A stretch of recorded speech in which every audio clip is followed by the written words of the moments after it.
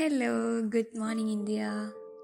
So ഇന്ന് ഞാൻ പെട്ടിയൊക്കെ പാക്ക് ചെയ്ത് നാട് വിടാണ്. ഞാനിങ്ങനെ 10th ഫസ്റ്റ് ടൈം വീട്ടിൽ നിന്ന് മാറി നിൽക്കുന്നത്. 10th 12th ഹോസ്റ്റലിലായിരുന്നു.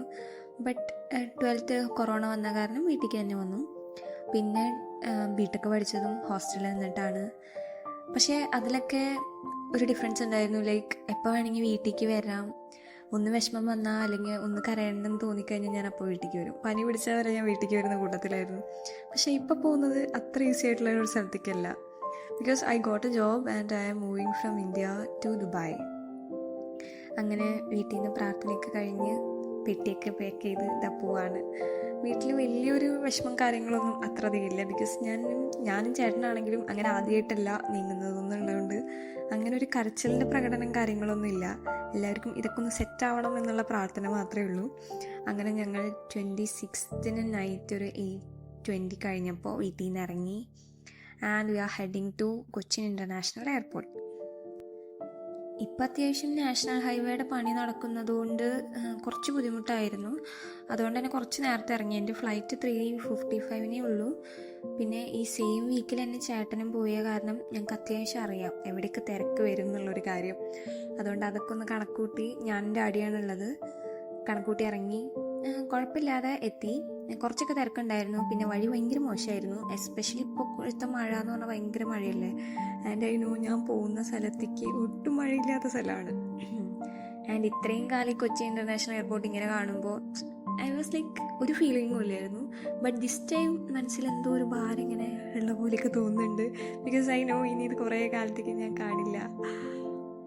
കുഴപ്പമൊന്നുമില്ല, അത്രയ്ക്ക് കരച്ചിലും ബഹളമൊന്നുമില്ല.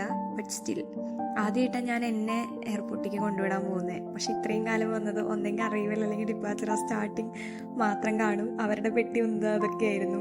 ബട്ട് ആദ്യമായിട്ടാണ് ഞാൻ ഇവിടുന്ന് പോകുന്നത്. എൻ്റെ ഫസ്റ്റ് ഫ്ലൈറ്റാണ്. എൻ്റെ ഫസ്റ്റ് ഫ്ലൈറ്റ് ഇൻ്റർനാഷണൽ ഫ്ലൈറ്റാണ്. ഇപ്പം കേൾക്കുന്ന കുറച്ച് കാര്യങ്ങളൊക്കെ ഒരുമാതിരി ജാടൊക്കെ ആയിട്ട് തോന്നും. ബിക്കോസ് ഞാൻ എൻ്റെ ഫസ്റ്റ് ടൈം എക്സ്പീരിയൻസ് ചെയ്യുന്നതായ കാരണമാണ്. പിന്നെ ഞങ്ങൾ എല്ലാ പ്രാവശ്യവും ഇവിടെ ആര് കൊണ്ടാക്കാൻ വന്നാലും ഈ ഒരു കടയിൽ പോകാറുണ്ട്. അപ്പോൾ ആ പതിവ് ഞങ്ങൾ ഇപ്രാവശ്യം തെറ്റിച്ചില്ല. അവിടെ നിന്നൊരു നീറ്റടിച്ച ചായ കുടിച്ചില്ലെങ്കിൽ എന്തോ പോലെയാണ്. അങ്ങനെ ആ ചേട്ടൻ്റെ നീറ്റടിച്ച ചായയൊക്കെ കുടിച്ച് ഞങ്ങൾ വന്നപ്പോഴും ഞങ്ങളുടെ ടൈമൊന്നും ആയിട്ടുണ്ടായിരുന്നില്ല, ചെക്കിനൊന്നും ആയിട്ടുണ്ടായിരുന്നില്ല. ബട്ട് സ്റ്റിൽ രണ്ടും കൽപ്പിച്ച് കയറി. എൻ്റെ പൊന്നു കയറി കഴിഞ്ഞപ്പോൾ പിന്നെ എന്തൊക്കെയോ നടന്നു. എല്ലാം ഷടപടയെന്നായിരുന്നു. അവിടെ കയറുന്നു, പിന്നെ അടുത്ത സ്ഥലത്ത് പോകുന്നു, എന്തൊക്കെയോ നടന്നു. എല്ലാതും എന്തായാലും വലിയ കുഴപ്പമില്ലാണ്ട് അധികം സാധനങ്ങളൊന്നും പുറത്തിടുക അങ്ങനത്തെ പ്രശ്നങ്ങളൊന്നും ഉണ്ടായില്ല. എല്ലാം ഭയങ്കര സ്മൂത്തായിട്ട് പോയി. പിന്നെ ഞങ്ങളുടെ ഫ്ലൈറ്റ് ഒരു 30 minutes ഡിലേ ഉണ്ടായിരുന്നു. അതും നമ്മുടെ പീക്ക് ടൈം ഒരു 3:30 അതൊക്കെ കഴിഞ്ഞപ്പോൾ എനിക്ക് ഉറക്കമൊക്കെ വന്നു തുടങ്ങി. ബട്ട് സ്റ്റിൽ കുഴപ്പമില്ല. ഫസ്റ്റ് ഫ്ലൈറ്റിൻ്റെ ഒരു എക്സൈറ്റ്മെൻറ്റ് ഉണ്ടായിരുന്നു. പക്ഷേ എനിക്ക് കിട്ടിയ സീറ്റാണെങ്കിൽ മിഡിൽ സീറ്റായിരുന്നു. ഇതൊക്കെ കമ്പനി സ്പോൺസേർഡ് ഫ്ലൈറ്റും കാര്യങ്ങളൊക്കെ ആയതുകൊണ്ട് നമ്മളിതൊന്നും അറിഞ്ഞിട്ടില്ല. ആയ കാരണം ഇത് വിൻഡോ സീറ്റ് കിട്ടിയില്ല. ബട്ട് ഞാൻ ആ പുള്ളിനോടും ചോദിച്ചു നോക്കി, ചേട്ടാ വിൻഡോ സീറ്റ് തരുമോ? പക്ഷെ പുള്ളി തന്നില്ല. പിന്നെ അവിടെ ഉണ്ടായിരുന്ന സാധനങ്ങളൊക്കെ ഒന്ന് എടുത്ത് നോക്കി. സംഭവം ഫുഡിന് പറ്റിയ എൻ്റെ എയർ അറേബ്യ ആയതുകൊണ്ട് ഫുഡ് ആക്ച്വലി ഇൻക്ലൂഡഡ് അല്ല. പക്ഷെ എൻ്റെ കമ്പനി അത് ആഡ് ചെയ്തിട്ടുണ്ട്. എനിക്ക് എന്തോ ഒരു ഫുഡ് അവർ ആഡ് ചെയ്തിട്ടുണ്ടായിരുന്നു. അത് പക്ഷേ എന്താ പറയുക, ഈ സമയം ഒട്ടും നല്ലതല്ലാത്ത കാരണം നമുക്കിങ്ങനെ കഴിക്കാൻ തോന്നത്തില്ല. ഒന്നാമത് ഉറക്കത്തിൻ്റെ സമയം കൂടി ആയതുകൊണ്ട് ഒരു ഉഷാറില്ലായിരുന്നു ഫുഡ് കഴിക്കാൻ. പക്ഷെ നല്ല ഫുഡായിരുന്നു സത്യം പറഞ്ഞാൽ. പിന്നെ അതിൽ ഉപയോഗിക്കേണ്ട സാധനങ്ങളും കാര്യങ്ങളും, പിന്നെ വോമിറ്റ് ചെയ്യാനുള്ളൊരു കവറും ഉണ്ടായിരുന്നു. ടിവിയും സാധനങ്ങളൊന്നുമില്ല. ഫുഡ് കഴിക്കാനൊരു ട്രേ മാത്രമേ ഉള്ളൂ. ഷോർട്ട് ഫ്ലൈറ്റ് ആയതുകൊണ്ടായിരിക്കല്ലേ, എനിക്കിതിനെപ്പറ്റി വലിയ അറിവുമില്ല. പിന്നെ ടേക്ക് ഓഫ് കഴിഞ്ഞ വഴിക്ക് ഞാൻ സുഖമായിട്ട് കിടന്നുറങ്ങി. എനിക്ക് പിന്നെ ഓൾറെഡി ഉറങ്ങി നല്ല ശീലമുണ്ട്. ഇരുന്നാണെങ്കിലും ട്രാവൽ ചെയ്യുമ്പോഴാണെങ്കിലും കിടന്നാണെങ്കിലും ഉറങ്ങി ശീലമുള്ളതുകൊണ്ട് വലിയ സീനൊന്നും ഉണ്ടായില്ല. അപ്പോൾ ആ പുള്ളീനോട് പറഞ്ഞ് ഞാനിങ്ങനെ കുറച്ച് വീഡിയോ ഒക്കെ എടുക്കാൻ ശ്രമിച്ചിട്ടുണ്ട്. ബട്ട് എനിക്കങ്ങനെ സാറ്റിസ്ഫാക്ഷൻ ഇല്ല. ഞാനല്ലല്ലോ എടുത്തേ, ഇതൊക്കെ ആ ചേട്ടൻ്റെ കനിവ് കൊണ്ട് എടുത്ത് കിട്ടിയ വീഡിയോസാണേ.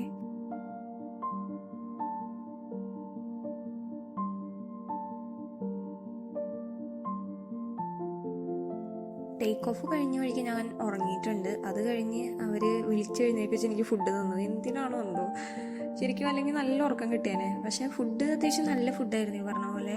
പക്ഷെ കഴിക്കാനൊരു മൂഡില്ലാത്തതുകൊണ്ട് മാത്രം കഴിക്കാതെ പോയ ഫുഡാണ്.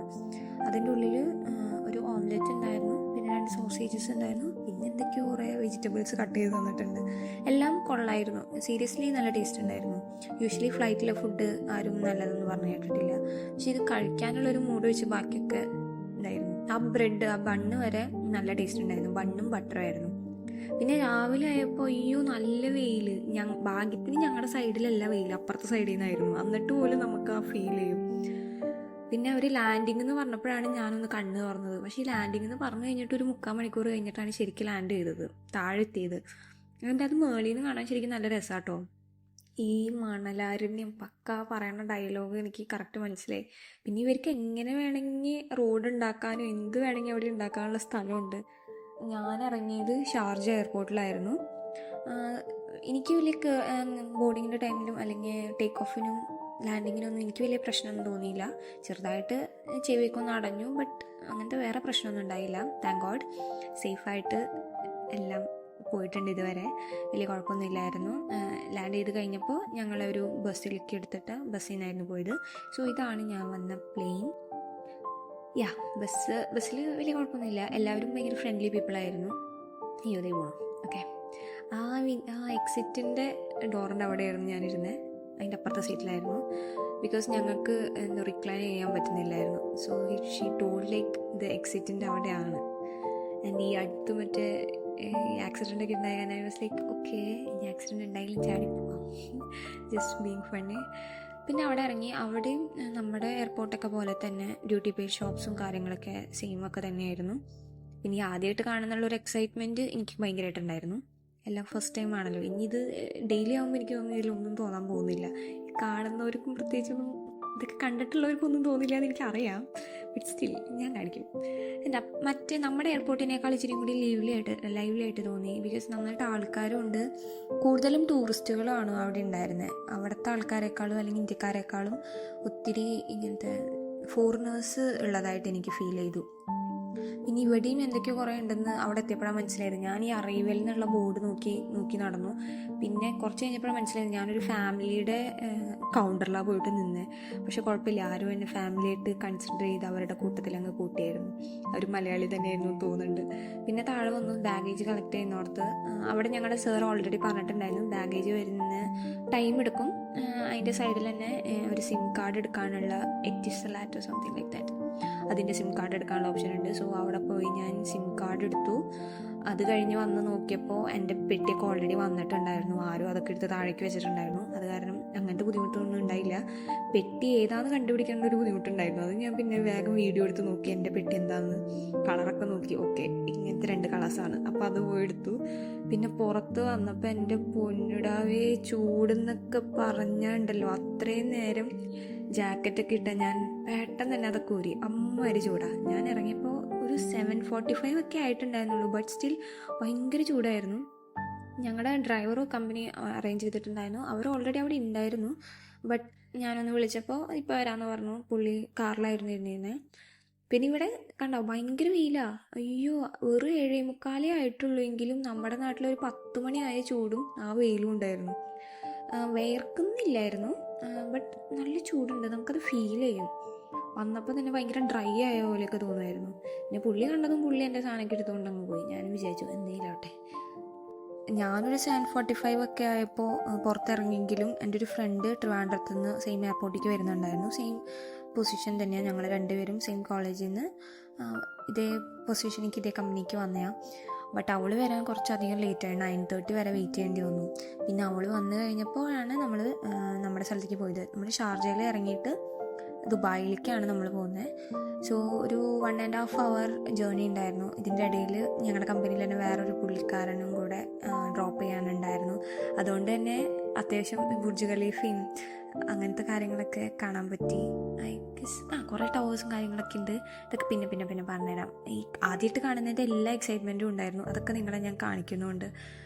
പിന്നെ ഓൾറെഡി ലേറ്റായ കാരണം ഞങ്ങൾക്ക് നല്ല വിശപ്പുണ്ടായിരുന്നു. അവളും ഞാനും അതേപോലെ എയർപോർട്ട് അല്ലെങ്കിൽ ഫ്ലൈറ്റിൽ നിന്ന് അധികം കഴിക്കാനൊന്നും പറ്റിയില്ല. ഈ അതിരാവിലെ കാരണം ഇങ്ങോട്ട് ഇറങ്ങിയില്ല.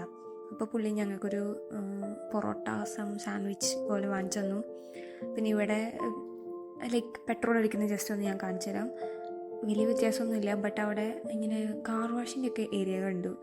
പിന്നെ അതുപോലെ തന്നെ ഓട്ടോമാറ്റിക്കും ഉണ്ട്, മാനുവലും ഉണ്ട്. പിന്നെ അത് ഡ്രൈവിന് വേറെ ഏരിയ ഉണ്ട്. പിന്നെ ഫുഡിൻ്റെ ഏരിയയൊക്കെ അതിൻ്റെ കൂടെ തന്നെ ഉണ്ടായിരുന്നു. നത്തിങ് മച്ച്, ഞാൻ ജസ്റ്റ് കാണിച്ചു എന്നേ ഉള്ളൂ, ദാറ്റ്സ് ഇറ്റ്. പിന്നെ ഞങ്ങൾ നേരെ റൂമിലേക്ക് പോകാനുണ്ടായിരുന്നു. പക്ഷേ റൂം ഞങ്ങളുടെ കുറച്ച് ശരിയായിട്ടില്ല. അപ്പോൾ 2 days എടുക്കും. സോ ഞങ്ങളൊരു ഹോട്ടലിലായിരുന്നു, പ്രീമിയർ എന്ന് പറഞ്ഞിട്ടൊരു ഹോട്ടൽ, ഞങ്ങളുടെ കമ്പനിയുടെ തന്നെ തൊട്ടടുത്തുള്ള ഹോട്ടലാണ്. സോ അവിടെ നമ്മൾ ഇന്ന് ഒരു 2 ദിവസത്തേക്ക് നമ്മൾ അവിടെ ആയിരിക്കും. നാളെ തൊട്ട് ജോലിക്ക് പോകണം, നാളെ മൺഡേ. അപ്പോൾ ഇനി 2 ദിവസം ഇവിടെ നിന്ന് പോകാം. അത് കഴിഞ്ഞ് സ്റ്റേ ശരിയാവുമ്പോൾ അങ്ങോട്ട് ഷിഫ്റ്റ് ചെയ്യുന്നതാണ് പറഞ്ഞേക്കുന്നത്. സോ ഞങ്ങൾ ബാഗൊക്കെ എടുത്ത് റൂമിലേക്ക് പോയി. റൂമൊക്കെ നല്ല റൂമായിരുന്നു, all safe and secure, just like every room. എല്ലാ അമ്യൂണിറ്റീസും അതിലുണ്ടായിരുന്നു, കുഴപ്പമൊന്നുമില്ല. യാ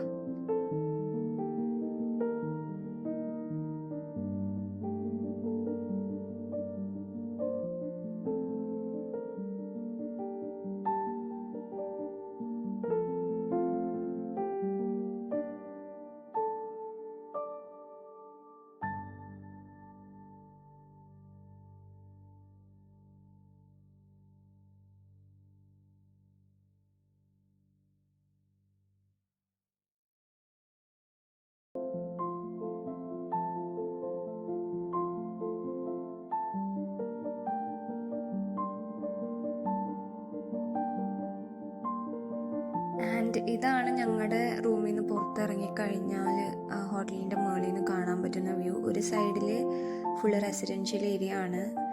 as you can see villas ഒക്കെ ഉണ്ട്. Yeah it's a busy Monday morning actually. അത് കഴിഞ്ഞ് മറ്റേ സൈഡാണെങ്കിൽ കുറച്ച് ഡെവലപ്മെൻറ്റ്സ് ഒക്കെ നടന്നു വരുന്ന അല്ലെങ്കിൽ കമേഴ്ഷ്യൽ ഏരിയ പോലെയാണ് എനിക്ക് ഫീൽ ചെയ്തത്. I don't know very well, but still I guess. Yeah that's it. അപ്പോൾ ഇത്രയൊക്കെയുള്ളൂ. ബാക്കി വിശേഷങ്ങളൊക്കെ keep watching my YouTube vlogs, എല്ലാം കാണാം.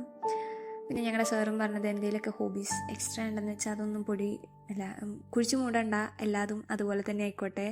Do your job well. So ഇതൊക്കെ ഞാൻ കണ്ടിന്യൂ ചെയ്യാൻ ചാൻസ് ഉണ്ട്. So subscribe to my YouTube channel guys. അപ്പോൾ ദാറ്റ്സ് ഇറ്റ്.